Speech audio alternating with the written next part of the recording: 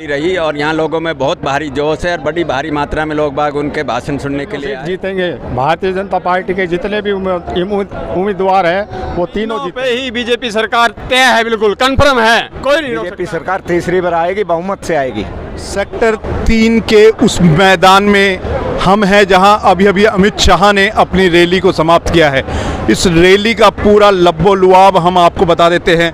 अहिरवाल की इस धरा से अमित शाह ने लोगों को सीधे तौर पर संदेश दिया है कि कांग्रेस को अहिरवाल में पैर नहीं जमाने देना है। हम बता देते हैं कि अमित शाह ने वंदे मातरम के साथ अपने भाषण की शुरुआत की और जय श्री राम से अपने भाषण को समाप्त किया। पूरे भाषण का लब्बो-लुआब हम आपको बता देते हैं कि अमित शाह ने खर्ची और पर्ची से मिलने वाली नौकरी पर पूरा वार किया है। उन्होंने कहा कि कांग्रेस सरकार जब सत्ता में थी तो खर्ची और पर्ची से ही नौकरी मिलती थी। भाजपा की सरकार हरियाणा में आने के बाद खर्ची और पर्ची बंद हुई है। नौकरियां पहले दलाल लेकर आते थे, डीलर लेकर आते थे, अब नौकरियों का अपॉइंटमेंट लेटर डाकिया लेकर आता है। अमित शाह ने कहा कि हरियाणा में भाजपा की सरकार बनने के बाद लाल डोरे के भीतर के जो मकान थे उनका मालिकाना हक लोगों को मिला है। वन रैंक वन पेंशन जो 2014 की प्रधानमंत्री नरेंद्र मोदी की जो रैली रेवाड़ी में हुई थी, वन रैंक वन पेंशन का जो लाभ पूर्व सैनिकों को रेवाड़ी की इसी धरा से दिया गया था। हर घर में पानी, शौचालय जैसी जो मूलभूत सुविधाएं हैं वो भी भाजपा सरकार ने ही पहुंचाने की पहल की।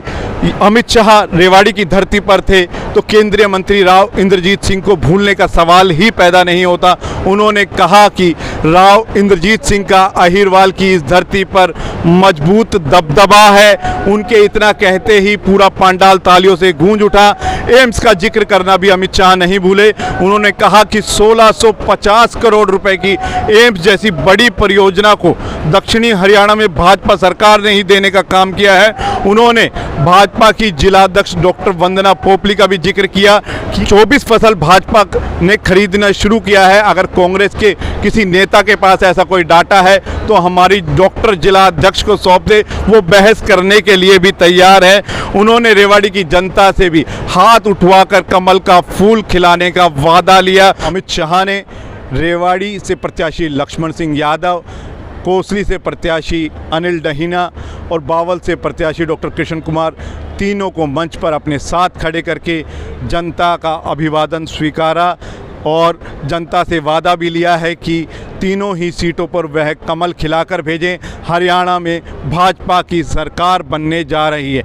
तो अमित शाह ने रेवाड़ी के लिए भी 3 बड़ी घोषणाएं की हैं। पहली बड़ी घोषणा है कि रेवाड़ी में सरसों तेल की कोऑपरेटिव फैक्ट्री लगाई जाएगी। दूसरी बड़ी घोषणा है भाजपा सरकार आने पर सैन्य संग्रहालय बनाया जाएगा, क्योंकि यह वीरों की धरती है, पूर्व सैनिकों की धरती है, सैनिकों की धरती है। और एक और बड़ी घोषणा अमित शाह ने की है कि रेवाड़ी में नया मेडिकल कॉलेज बनवाया जाएगा। तो ये था अमित शाह का पूरा भाषण। अमित शाह के आगमन के बाद अहिरवाल की इन तीनों सीटों पर, रेवाड़ी जिले की इन तीनों सीटों पर क्या प्रभाव पड़ना है ये तो आने वाला समय ही बताएगा। लेकिन फिलहाल जो पब्लिक है वो जोश और उत्साह से लबरेज है। दस्तक हरियाणा के लिए अमित शाह की रैली से निकलते हुए लोगों से आज हम बात करते हैं कि कितना जोश शाह उनमें भर के गए हैं।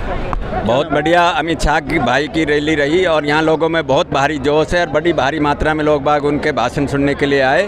और जो है लोगों ने ये मन बना लिया है कि इस बार फिर तीसरी बार भारतीय जनता पार्टी की सरकार बनाएंगे।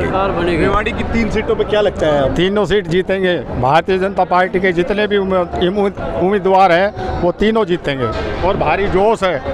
भाई साहब क्या कहते हैं रेवाड़ी की तीनों सीटों पर अभी शाह सारा अमित शाह का प्रभाव है, राव इंद्रजीत सिंह का, भाई नरेंद्र मोदी का, और तीनों विजय होंगे यहाँ से।